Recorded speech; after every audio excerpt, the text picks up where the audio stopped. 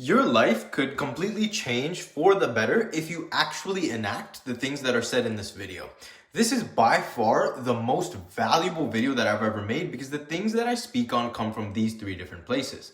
One, my mentor who has made multiple millions with his content agency. Two, the book Never Lose a Customer by Joey Coleman. And three is Alex Hormozi. So this is exactly why I was stuck at below 5 figures a month for almost a year with my agency. And I'm going to explain exactly how to change that alongside the reason why I'm able to charge 10K for my product or very, very high ticket and my clients actually want to throw their card at me. So here at this beautiful setup that I got going on. And all right, cool. So now that we're actually on the whiteboard, the whole goal of what we're trying to do here is maximize for LTV. So regardless of how much you're charging, you should be capitalizing on lifetime value because over a longer duration of time, you will make far more money with like the same dollar amount retainer if you keep your clients instead of churning clients and acquiring new clients at an inconsistent pace, because then you're just going to be winging it without actually having a proper system. Instead, you should almost never actually churn clients and get new clients within a week of actually wanting them. So how do you actually do that? So the first step you need to do is to frame the problem that's actually keeping us from there. So over here, we have to set the scene, low LTV, and we can call this over the lifetime of a client, 2K all the way to 10K, and then we have high LTV, which is 10K to 100K. And then you can think of this line between them as all the things that are actually keeping us from achieving this goal. And then you can think of this entire process as the buyer's journey. So, all right, so the problem that we're facing here is that your clients are of bad quality. And that means either of these two things. One, it could be you're not actually worth what you're charging, which means that your clients are investing more into you than you're actually able to generate them in revenue, or your clients are not actually happy with you. And the first one has a very, very simple solution, which is just do a crap ton of free work until you can actually figure out at what point in time can you bring about a consistent result. And that's like, if it takes you 4 months for your paid ads to actually bring your clients some results, then tell that to your clients. Like first of all, that's an outrageous example because 4 months for paid ads is wild, but still, just tell them that before you even start working with them, and that's where this aspect of expectation comes from. But it's a very simple solution. You just do a crap ton of free work, figure out what works. But if you're dealing with this issue, which is that your clients are just not happy with you, then the solution to this is two things. First one, filter out the people that are genuinely there for your product and suffering from the pain points that you help solve from the people that are not. From the people that are just there for your offer. Filter those people out. Filter out the correct ideal client that you're looking for. And the second thing is you want to do everything that you're capable of in order to actually maximize for LTV throughout the buyer's journey. So this process here, everything here, you can think about as the client journey. So this is what happens from all the way from when you first onboard your client until you actually lose them after they end up getting retired, because that's how long you'll keep them for after you watch this video. Okay. So before this whole thing even starts, we have expectations. So this is before you even start working with someone, they have certain expectations that you set for them. And if you make this mistake, and I made this mistake for like 3 months, you will never actually move your business forward. And this is over promising in order to achieve the sale. And then as a result of that over promising, you end up under delivering. Instead, what you want to do is under promise and then over deliver later on as a result of it. Because then that way your clients will actually be surprised once you're actually doing more than what you initially promised them. And then comes the sale. This is the solution to the issue of filtering through clients in your onboarding process. And it is also the solution and basically the secret to sales when you're selling a service, which is always be focused on your client's agenda more than you're focused on your own agenda. And this comes from Alex Hormozi, but it's basically that your agenda is that you're about to get paid, but you don't want to be thinking about that. The reason you're in this is not so that you can get paid. The reason that you're mainly in this is so that you can actually help people and focus on their agenda. Their agenda is that they're on this call in the first place because they have some pain points that only you can address. You need to address those pain points and be on their side and want to help them more than they actually want to help themselves. And once you do that, not only will you be able to decipher the fact of whether their problems and their pain points are actually genuine and aligning up with what your ideal client's pain points would be and whether you can actually help them, you're also going to be able to make that sale much, much easier because they're going to acknowledge that you actually care about them, and that way they're going to resonate with you. People do not buy when they understand you, they buy when they feel understood. And that's exactly what you're trying to capitalize when you first make the sale. Next comes the onboarding process. And this is where you're trying to get work done as fast as flipping possible. This, for what it looks like for me, is Zapier automation. With the click of a button, congratulation videos is sent to them through email, which is like congratulating them for the steps that they took. And it also goes over the timeline, and it also sends them over the timeline document of everything that we're going to be doing over the next 1 to 2 months. And you should have already iterated that and said it, what like the entire timeline process is on your sales call, or like when you close them, like right away. You should have told them what is going to happen next. And then you book a call from a call as well. You never want to have no calls, no consistent communication.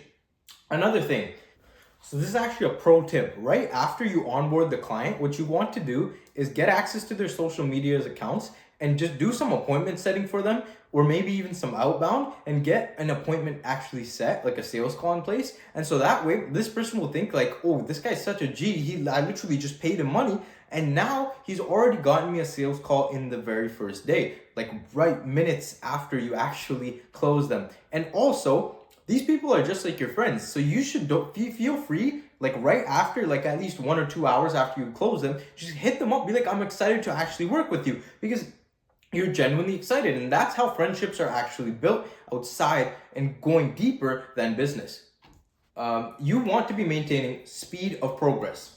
So after the first time that you initially deliver your service, you want to make sure that you're able to get things done with clarity and as fast as possible. So what do I mean by this? When you first onboard someone, my process is very, very clear. We show up with 30 scripts on the onboarding call.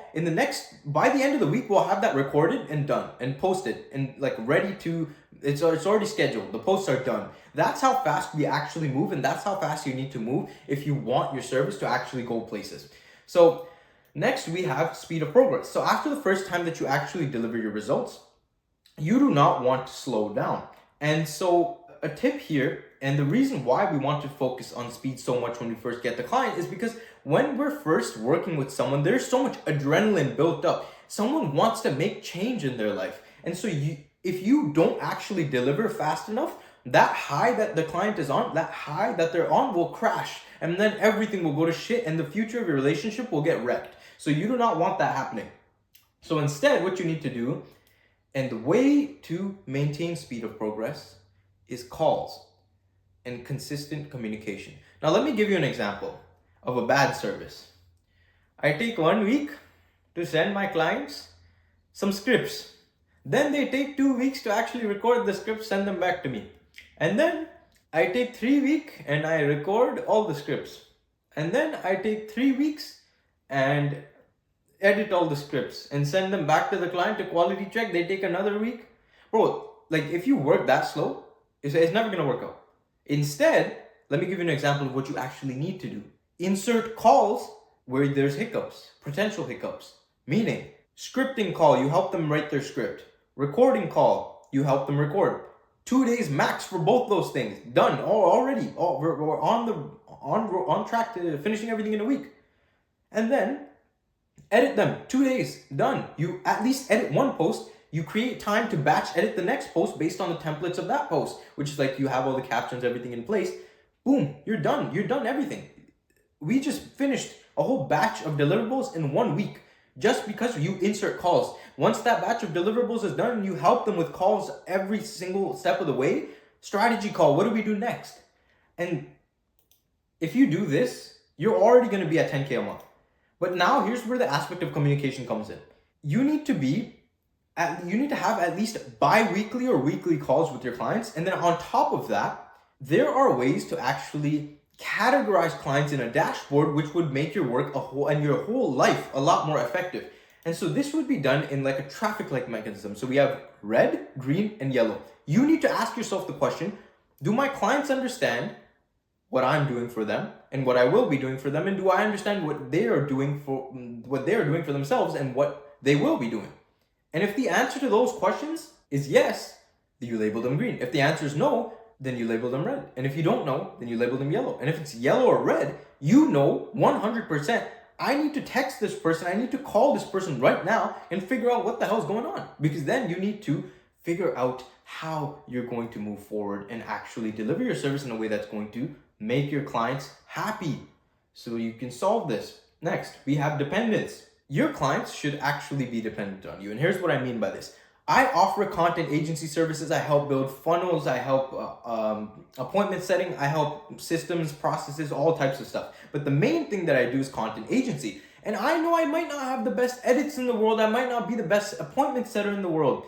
But what I most definitely know damn sure is that if my clients work with me, they are not able to replicate what I do for them by themselves. That is why they pay me. And also, there is nobody out there who can do what I do. I am a one of one in like certain different ways, because I do unique things that help me stand out. And that's exactly why the client will end up being dependent on you, because there should be no way that they're actually able to achieve the quality of results that you bring them. And you should have a way to actually stand out from the rest of the crowd. Next, we have routine. So by this point, you should actually become a part of your client's daily routine. You should be celebrating every single win, regardless of whether it's their first appointment set and first like sales call, first 10K month, first anything. Regardless of whether initially you set a goal at like, let's say 100K per month. I want to achieve 100K per month after 4 or 5 months with working with you. That's what you say when you initially have the onboarding call, whatever. Then, even if you don't achieve that goal, you achieve the first 50K month, celebrate that 50K month. And then you will notice the issue of potential eventually happen. And this issue is, let's say you initially set the goal of 100K a month. Then will you let them, after achieving that goal, go to another agency that's promising them $1 million a month? Or are you going to be the one to promise them that before they can leave? That's completely up to you, and that's your decision. But it's up to you whether you're going to shoot for the stars, aim for the moon. And potential is very key, because if they have nowhere that they're going to go, then why would they stay with you? You're not giving them a reason to actually stay with you. Next is gifts. So I would love to, and I will soon, plaster the logo of my businesses right here, Golden Hue Creations, onto a hat and send this, or like a t-shirt or something, and send this custom, unique made logo on the hat to like my clients. And that would feel so beautiful to someone. Like, imagine getting something unique that absolutely no one can get. Or you just want some way that your brand can actually be like resonating with them and they're a part of you. So you can like make them use a certain screen cover or something if they're obviously comfortable with that. And then another thing, which is like a pro tip, but like this is like a little advanced game, but like you should know your clients' anniversaries, their birthdays, and whenever anything important is happening in their life, so that you can actually attach with them on a human level, because life is more than just business. And sometimes, even if your result is shit, your clients might like you so much, and I've had this for a long time, that they will still keep you anyways. Even if your results are shit, they will keep you anyways, because they're attached to you on the human level, which is greater than business. And that's why you should actually know what's going on in their life, and that would actually be beneficial to you. The next thing that's very, very key is having an inner circle group, which is like a combination. And even if you're just starting out, you can do this. It's a combination of all your clients and all your past clients, and they're just chilling in a group, which you can have on like any platform. But basically, that's going to not only maintain your relationship with people for longer, which would be beneficial to both parties, but then it's also going to become a hub where you can get like numerous, endless referrals from your past clients who can just give you referrals. And that's like a beautiful thing to have. You can have like a back and forth relationship. Maybe you want to get back in business at some point, and that is just very, very beautiful. So I promise you that if you actually enact what was said in this video, not only will you be able to charge super, super high ticket for your product, but your clients will actually end up staying with you until either the death of their business, maybe they switch niches, or they actually end up retiring. So if you want like personalized help about how to get your clients results or deliver a timely service that's actually effective, or whatever it is that you're dealing with regards to your business, just DM me on Instagram. It's linked below and we can talk. Thank you very much, and I hope you enjoyed. I hope you got the value that from this video based on the time that you actually invested, and I hope that I see you tomorrow.